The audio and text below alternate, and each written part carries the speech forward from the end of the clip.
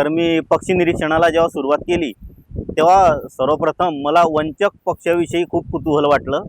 आकाशात उडताना तो पांढरा शुभ्र दिसत होता आणि जेव्हा तो नदीकाठी किंवा आपल्या छोट्या छोट्या दगडांवर बसत होता तेव्हा तो एवढा कॅमॅफ्लॉज होऊन जात होता की तो ओळखला जात नव्हता की नेमका कुठे बसलेला आहे. जैसा कि उसका नाम है Indian paradise fly catcher.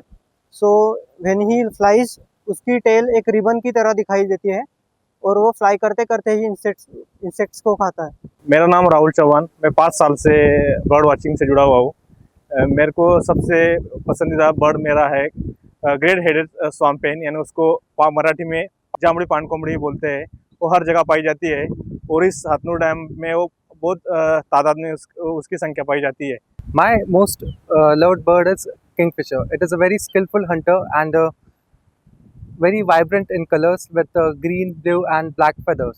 And it has a very unique technique of hunting the fishes. It hovers mid-air, flapping its wings, and it dives water with a very smooth way. आमचे जे तो आपल्याला माहित आहे, आमच्या चातक जी संस्था आहे ती पूर्ण बर्ड वॉचिंग आहे, पण मला सगळ्यात जास्त छंद म्हणजे झाडं लावणे। आपल्याला माहितच आहे जर झाडं नसतील तर पक्षीला रहिवास कुठे राहील। त्यामुळे मी कमीत कमी आता 10 ते 15 वर्षापासून दरवर्षी कमीत कमी 20 ते 25 झाडं लावतो।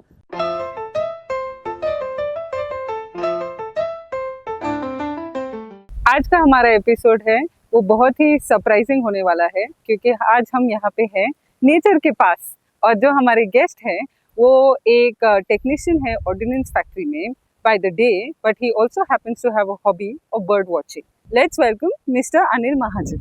वेलकम। Thank you ma'am. तो आपके फर्स्ट फ्यू नोट्स में ऐसी कौन सी बर्ड है जो आपने देखी और आपने उनके बारे में ऑब्जर्व किया? ऐसे कुछ बर्ड्स है कि माइग्रेटरी बर्ड्स भी हमारे एरिया में आती है। तो फर्स्ट टाइम मैंने देखा माइग्रेटरी बर्ड्स चातक, व्हाइट कुकू क्रेस्टेड उसको बोलते हैं। चातक that's called harbinger of monsoon also, कि हमारे भारतवर्ष में एक वर्षा लेके आता है और रेनी सीजन में आता है मोस्टली, या मई की एंडिंग में जून की शुरुआत में हमारी एरिया में आता है। और आने के बाद जो अपना कॉल्स देता है पीपी हु करके, वो सुन के हमारे जो किसान भाई है तो खेती की काम के लिए जुड़ जाते थे कि भाई कॉल चातक का कॉल हमें सुनाई दे रहा है तो जल्दी वर्षा होने वाली, बारिश होने वाली है, तो अपनी खेती की कामों को स्पीड दे देते थे। आने के बाद फिर यहाँ पे वो एक ब्रीडिंग करता है। वो पैरासिटिक बर्ड है, अपना खुद का नेस्ट नहीं बनाता। और आने के बाद बैबलर्स ऐसे जो बर्ड्स है उसके घोंसले में अंडा देता है और जो बैबलर्स है सब मिलके उसको व्हाइट कुकू के चिक को ये करते बढ़ाते, खाना खिलाते हैं, उसकी केयर लेते हैं। और जब चिक बड़ा होता है तो अपने आप वो अफ्रीका जिधर से आया है माइग्रेशन करके उधर चला जाता है। आप अपने एनजीओ के बारे में बताना चाहेंगे कि क्या चैलेंजेस आपको फेस होते हैं? बिल्कुल मैडम। एज अ बर्डर हम लोग जब ग्रुप में bird watching, wild life explore करते थे, जंगलों में घूमते थे, तो हम लोग देखते कि काफ़ी सारे थ्रेट्स है वाइल्ड लाइफ और बर्ड्स को।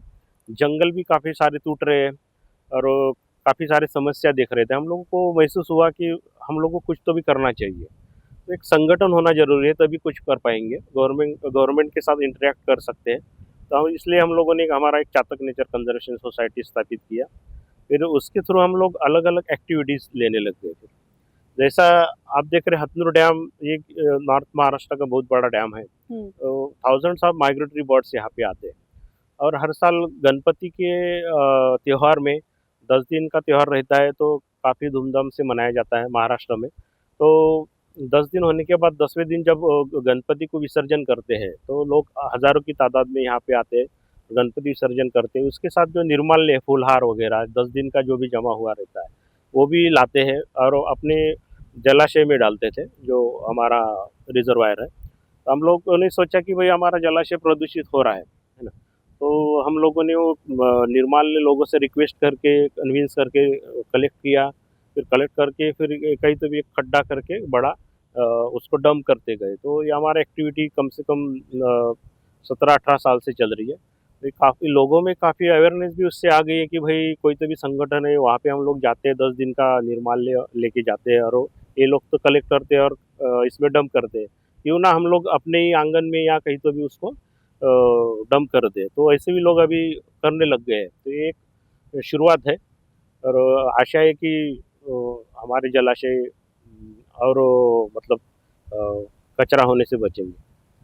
इस पॉडकास्ट के माध्यम से हम अपने दर्शकों को और जो भी देख रहे हैं उनको ये बताना ज़रूर चाहेंगे कि गणपति सेलिब्रेट करिए, लेकिन विसर्जन के बाद नेचर के तरफ भी ध्यान दीजिए, क्योंकि उसके बाद एनिमल्स को, फिशेस को क्या क्या प्रॉब्लम होती है उसका भी कहीं ना कहीं हम जिम्मेदार हैं। तो आपसे बहुत अच्छी बात पता चली और ध्यान रखेंगे कि ऐसी सोसाइटीज़ और हैं और बाकी सारी जगहों में भी ये काम करें। बिल्कुल। आप कुछ इंटरेस्टिंग फैक्ट्स बताएंगे बर्ड्स के बारे में, जो एक इंसान जिसको बर्ड्स में ज़्यादा इंटरेस्ट नहीं है या फिर ज़्यादा पता नहीं है उससे जागरूकता हो उनको? इंटरेस्टिंग फैक्ट्स बहुत सारे हैं इसमें। तो कुछ बर्ड्स है माइग्रेशन करते थाउजेंड्स ऑफ किलोमीटर। यहाँ पे हथनूर पे कुछ बर्ड्स आती है कि 5-5 हज़ार किलोमीटर माइग्रेशन करके आती है। नॉन स्टॉप भी माइग्रेशन करके आती है। रात दिन वो फ्लाइट करते हैं। तो नेविगेशन सिस्टम उनका जो एकदम परफेक्ट रहता है। तो अलग अलग नेविगेशन की कंपासेस जो है ये यूज़ करते हो अपने नेविगेशन के ज़रिए। तो एक इंटरेस्टिंग फैक्ट है कि बिना खाए पिए वो कंटिन्यू 5-5 हज़ार किलोमीटर उड़ सकता है। एक इंटरेस्टिंग फैक्ट है तो वो माइग्रेशन में जैसे हॉर्नबिल पक्षी है। हॉर्नबिल बर्ड्स जो है अपनी नेस्ट में मोस्टली फीमेल को कवर कर देते हैं कैविटी में, ढक देते हैं। एक छोटा सा एक ये रखते हैं, जगह रखते हैं। और मेल्स जो है फीमेल तकरीबन 1.5-2 महीना अंदर बंद रहती है और मेल बाहर से लाके फीड करता है फीमेल्स को। फीमेल अंदर ही एग्स को इंक्यूबेट करके बच्चे जन्म देती है और बच्चों फीमेल को खिलाता है 1.5-2 महीना। फिर उसको जब बच्चे उड़ने लायक हो जाते तब बाहर निकाला जाता है उनको।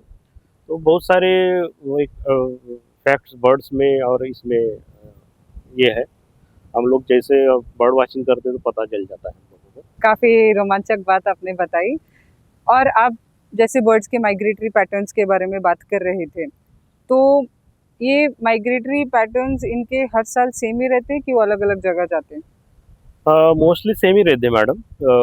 जो बर्ड्स यहाँ पे हर साल माइग्रेशन करके आती है वही सेम आएंगे जनरली। तो डॉक्टर सलीम वाली जो जिन्होंने इंडियन ऑर्निथोलॉजी का एक ये स्टोन रचा इंडिया में, उनका एक स्टोरी है छोटा सा कि वो अपने अलीबाग के बंगले में रहते थे। तो उनके आंगन में एक छोटी सी वैक्टेल करके एक बर्ड्स आती थी जो कि रशिया से माइग्रेशन करके आती, छोटी सी चिड़िया। वो देखते थे हर साल कि वो माइग्रेशन करके उनके आंगन में दिखती थी। उन्होंने उसको पकड़ के अपने इसके पैर में रिंग पहना दिया और वो उनका हर साल ऑब्जर्वेशन करते थे कि वो सेम डेट को सेम टाइम को वो आती थी उनके आंगन में।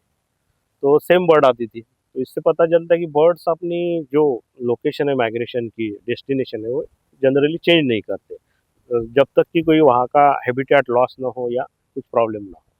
बर्ड्स का मीटिंग पैटर्न जनरली कैसे देखा जाता है? बर्ड्स का mating season most of birds का जो रहता है वो रेनी सीजन एंड जो अपना गर्मी का सीजन है उसमें रहता है।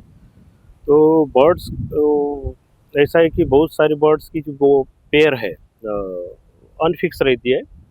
कुछ बर्ड्स जो है कि उनकी फिक्स पेयर रहती है, जैसे सारस है, कुछ गीज है, तो उनकी फिक्स पेयर रहती है। उनको हर साल मेट्स जो है ढूंढना नहीं पड़ता है। और स्पारो लाइक बर्ड्स है, छोटी मोटी बहुत सारी बर्ड्स है कि हर साल अपना एक जो मेट्स है उसको ढूंढना पड़ता है। इसलिए उनको अपना जो कलर है या जो भी अट्रैक्टिव उसको उनको बनाना पड़ता है। तो फिटेस्ट ऑफ द सर्वाइवल वहाँ पे भी एक नियम लागू हो जाता है। How do birds communicate with each other? हाँ, बर्ड्स कम्युनिकेट अपने उनकी साइन लैंग्वेज बोल सकते हैं हम लोग कि अलग अलग उनके कॉल्स रहते हैं। तो थ्रेड्स कॉल है, ब्रीडिंग कॉल्स है, मेटिंग कॉल्स है, अलग अलग कॉल्स है। तो वो अपने मेट्स के लिए ये कॉल्स का यूज़ करते हैं। तो अलग अलग स्पेसिस थ्रेट कॉल रहा तो दूसरे स्पेसिस को भी बस पता चल जाता है कि कुछ तो थ्रेट है, तो सब अपनी अपनी जगह पे छुप जाएंगे। माइग्रेशन की इम्पोर्टेंस क्या है फॉर पीपल जिनके घर पे ये बर्ड्स माइग्रेट कर रही हैं? माइग्रेशन की इम्पोर्टेंट काफ़ी है मैडम। माइग्रेशन बर्ड्स का नेचर्स को कनेक्ट करती है। माइग्रेटरी बर्ड्स इंटरनेशनल लेवल पे अलग अलग कॉन्टिनेंट्स को कनेक्ट करती है। माइग्रेशन करके आने वाली बर्ड्स को भी नेचर को और ह्यूमन बीइंग को काफ़ी सारे एडवांटेजेस है। तो कहीं तो भी नेचर को बैलेंस करती है। काफ़ी सारे उनके एडवांटेज तो है बर्ड्स के।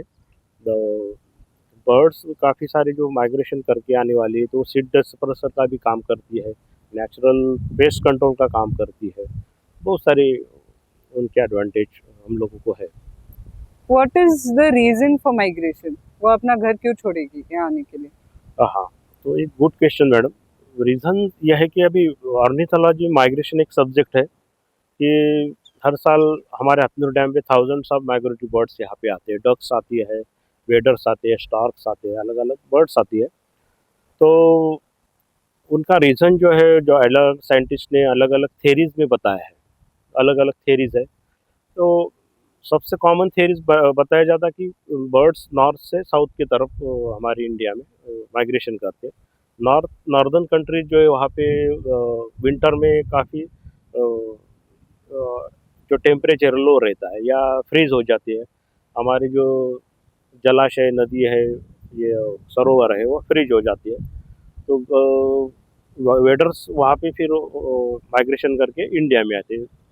तब हमारे विंटर भी रहता है और यहाँ पे बारिश होके अच्छे भरे हुए रहते हैं हमारे जलाशय। तो उसमें उनका खाना भी अच्छे से अवेलेबल रहता है उनको। तो ये एक कॉमन फैक्टर है बर्ड माइग्रेशन का।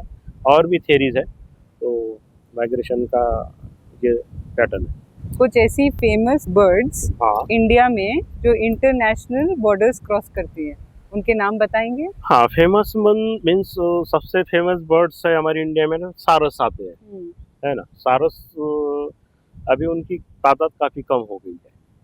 बार रेड गीज है, राजहंस हम उनको बोलते हैं, वो भी इंडिया में आती है। वो तो एवरेस्ट के पर्वत के ऊपर से आने वाली बर्ड्स है, राजहंस जो बार रेड गीज बोलते हैं। चक्रवाक है, वो भी एक माइग्रेटरी बर्ड्स है जो कि हमारे रामायण और इसमें महाभारत जो भी पोथी पुराण है उसकी काफ़ी जिक्र है उसका। तो ये फेमस कुछ बर्ड्स है कि वो माइग्रेशन करके आती है। अब जब हम बर्ड वॉचिंग की बात ही कर रहे हैं, आप बताइए कि बर्ड वॉचिंग करने के लिए क्या क्या रिक्वायरमेंट्स हैं? बर्ड वॉचिंग के लिए रिक्वायरमेंट्स ये अपना बाइनोकुलर थोड़ा महंगी चीज़ होती है, तो ये इम्पोर्टेंट है। उसके साथ ये हमारे पास एक नोटबुक होना ज़रूरी है और एक फील्ड गाइड। आजकल मोबाइल में भी ऐप आने लगी, मर्लिन जैसी ऐप है जो कि फील्ड गाइड का काम करती है अच्छे से। उसमें कॉल्स भी अवेलेबल है और अच्छे फोटोग्राफ्स भी अवेलेबल है। तो ये 3 चीज़ें होना ज़रूरी है। चौथी चीज़ है कैमरा, जो कि ऑप्शनल है। आपके पास कैमरा अच्छा है तो बहुत ही अच्छी बात है। आप कुछ बर्ड्स की स्नैप्स ले सकते हैं और बाद में उसको आइडेंटिफिकेशन कर सकते हैं अगर आपको पॉसिबल है तो। तो एक थोड़ा महंगा मैं कहना चाहूँगा कि अपना एक हॉबी है, लेकिन कहीं तो भी हमें डेफिनेटली मेंटली एक ये देता है, रिलीफ देता है। Ideal time for bird watching? Ideal time तो मॉर्निंग बेस्ट टाइम है। शाम को भी किया जा सकता है बर्ड वॉचिंग। तो सबसे आइडियल टाइम तो अर्ली मॉर्निंग हम लोग जाते हैं 5:30-6 बजे। तो काफ़ी सारी बर्ड्स अपने अवेकिंग कॉल्स देते रहते हैं, तो बहुत ही सुंदर लगता है कॉल सुनना। तो कॉल से भी हम लोग धीरे धीरे आइडेंटिफिकेशन कर सकते हैं।